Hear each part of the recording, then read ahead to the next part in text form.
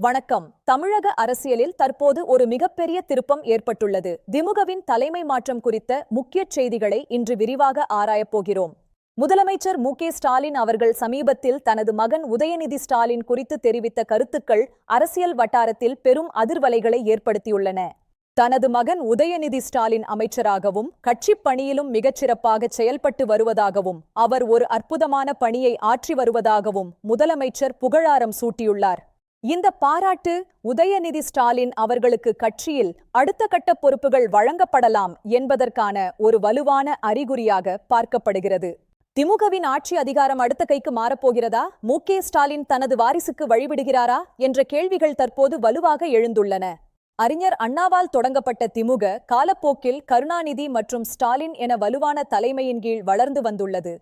வாரிசு அரசியல் என்ற விமர்சனங்கள் நீண்ட காலமாகவே இருந்தாலும் திமுக அதனை திறமைக்கான அங்கீகாரம் என்றே தொடர்ந்து கூறி வருகிறது. எதிர்க்கட்சிகள் இதனை வன்மையாக கண்டித்து வருகின்றன. இது ஜனநாயகத்திற்கு விரோதமானது என்பதே அவர்களின் பிரதான குற்றச்சாட்டாக உள்ளது. மக்களிடையே உதயநிதி ஸ்டாலினுக்கு இருக்கும் வரவேற்பு என்ன? இளைஞர்கள் அவரை தலைவராக ஏற்க தயாராக உள்ளனரா என்ற விவாதம் தற்போது சூடுபிடித்துள்ளது. விளையாட்டுத்துறை அமைச்சராக அவர் கொண்டு வந்த புதிய திட்டங்கள் இளைஞர்களிடையே அவருக்கு ஒரு தனி நற்பெயரை பெற்றுத் தந்துள்ளன.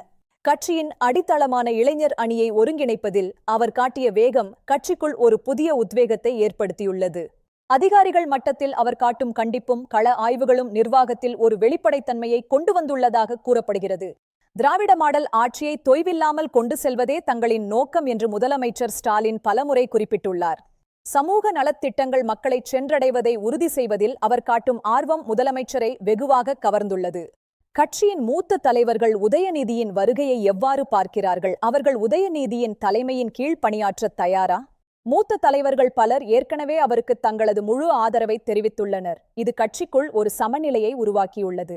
நடந்து முடிந்த தேர்தலில் திமுக பெற்ற மிகப்பெரிய வெற்றி தலைமையின் மீதான நம்பிக்கையை மேலும் அதிகரித்துள்ளது என்பது குறிப்பிடத்தக்கது. 2026ஆம் ஆண்டு சட்டமன்ற தேர்தலை இலக்காக கொண்டு திமுக தனது காய்களை மிக கவனமாக நகர்த்தி வருகிறது.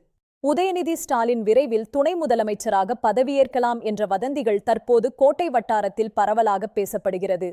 இதுகுறித்து அதிகாரப்பூர்வ அறிவிப்புகள் ஏதும் இன்னும் வெளிவரவில்லை என்றாலும் அதற்கான ஆயத்தப் பணிகள் நடந்து வருவதாக கூறப்படுகிறது. கட்சியின் அடிமட்ட தொண்டர்களை சந்தித்து அவர்களின் குறைகளை கேட்பதில் அவர் காட்டும் அக்கறை அவருக்கு பெரிய பலமாக உள்ளது.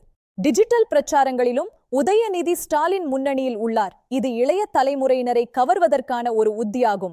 எதிர்காலத்தில் வரக்கூடிய அரசியல் சவால்களை அவர் எவ்வாறு எதிர்கொள்வார் என்பதே தற்போதுள்ள மிகப்பெரிய கேள்வியாகும். கூட்டணி கட்சிகளை ஒருங்கிணைத்துச் செல்வதிலும் உதயநிதியின் பங்கு இனி வரும் காலங்களில் முக்கியமானதாக அமையும். முதலமைச்சர் ஸ்டாலின் தனது மகனை ஒரு முழுமையான தலைவராக உருவாக்குவதற்கான அனைத்து முயற்சிகளையும் எடுத்து வருகிறார். இத்துடன் இந்த செய்தி தொகுப்பு நிறைவடைகிறது. செய்திகளுக்காக தொடர்ந்து இணைந்திருங்கள். நன்றி, வணக்கம்.